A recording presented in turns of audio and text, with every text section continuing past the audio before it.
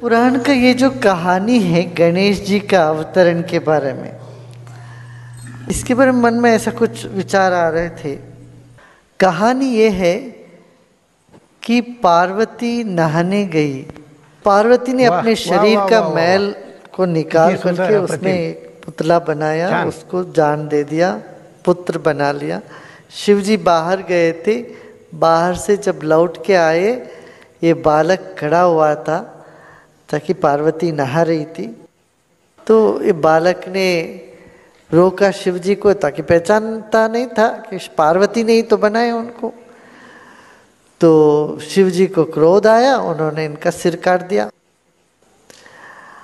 और फिर जब पार्वती को पता चला, पार्वती बड़ी दुखी हो गई, अरे मेरा पुत्र का इस तरह से वध कर दिया। फिर शिव जी ने कहा कि कौन सा प्राणी या व्यक्ति उत्तर के ओर सिर रख के सो रहा है वो लेके आओ। जब पृथ्वी में आए सिर्फ एक हाथी उत्तर की तरफ सिर रख के सो रहा था और कोई नहीं सो रहे थे। तो हाथी का सिर काट के लेके आए, इसमें रखा, फिर गणेश जी बन गए।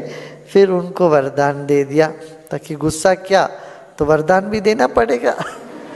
तो पहले गुस्सा करके पश्चाता होने पे फिर उनको पुसलाना पड़ता है ना, तो पुसलाए, फिर बोले जब पहला पूजा तुम्ही को होगी।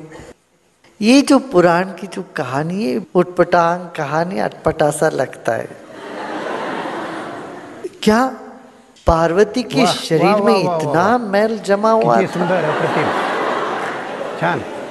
पहला प्रश्न। दूसरा, जो त्रिकालक ज्ञानी सब कुछ जानने वाला ईश्वर को ये नहीं पता चला कि ये मेरा बेटा है,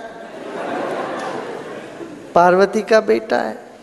अच्छा, तीसरा प्रश्न ये कहते, अच्छा शिवजी इतना, उनमें इतना ये असहनशीलता थी क्या? किसी ने बोला तुम रुको अभी, तो उनको रोकने के लिए भी मना करे। इतना अहंकारी था सदाशिव ताकि वो बच्चा है, वो कह रहा है रुको मैं अभी नहीं जाने दूंगा, तो उसका सिर काट दे। कितना क्रूर कठोर भगवान होगा तुम्हारा ये, और नासमझी होगा। मान लो आपको कोई गार्ड कहीं रोकता हो तो आप उसका सिर काट दोगे, चाहे आप ही के घर का गार्ड क्यों ना हो। माने शिव इतना क्रोधी, असहनशील, अज्ञानी, और पार्वती इतना मैल डोलने वाली और अपने मैल से ये बच्चा बनाने वाली।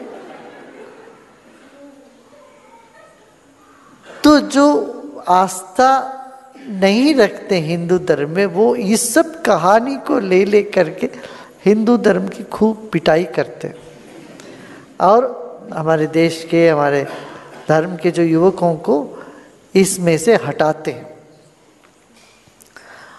और इसका जवाब देने के लिए हमारे पास कुछ नहीं, किसी को पता ही नहीं है। अच्छा, बच्चा का शरीर छोटा है, हाथी का सिर इतना बड़ा है, उसके ऊपर हाथी का सिर रखा, और इतना भी समझदार नहीं है कि ये चूहे पर कभी चढ़ नहीं सकता है, तो उसका वाहन दिया चूहा। इतने से चूहे के ऊपर आदमी, वो आदमी के ऊपर इतना बड़ा सिर। किसी को कोई इसका माप तोल का, मापदंड का कोई ज्ञान ही नहीं होगा, या बदला लेने के लिए किया होगा इतना शिवजी ने किया हो।